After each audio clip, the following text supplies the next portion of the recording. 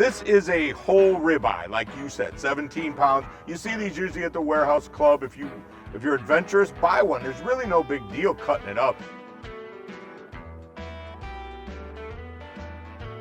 This is a boneless one. If you've got the one with the bone, it's a little trickier.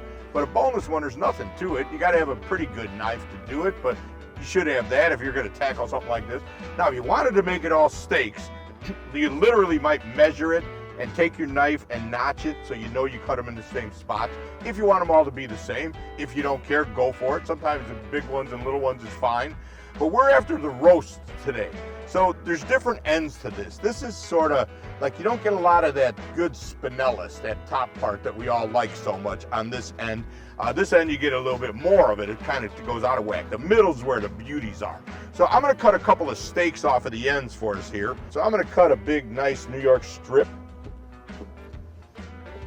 Now it's not really a New York strip because you can see it's starting to get that ribeye look to it. But that's that whole end. Now on this end, we got a little different situation.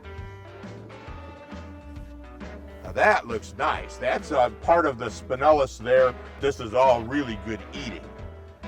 And I'm gonna cut one more off and show you the classic ribeye look.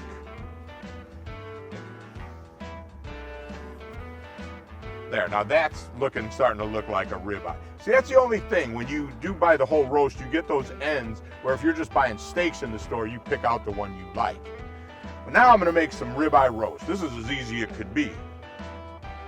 I'm just gonna cut this baby in half.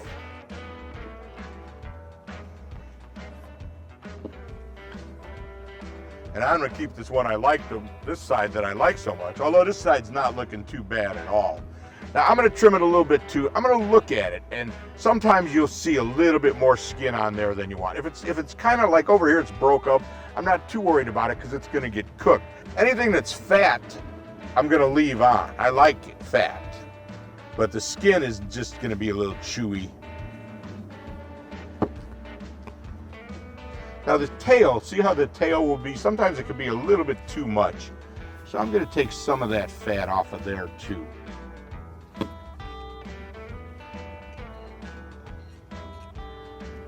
There's a leathery skin that's all around this, and sometimes they trim it off pretty well and other times they don't.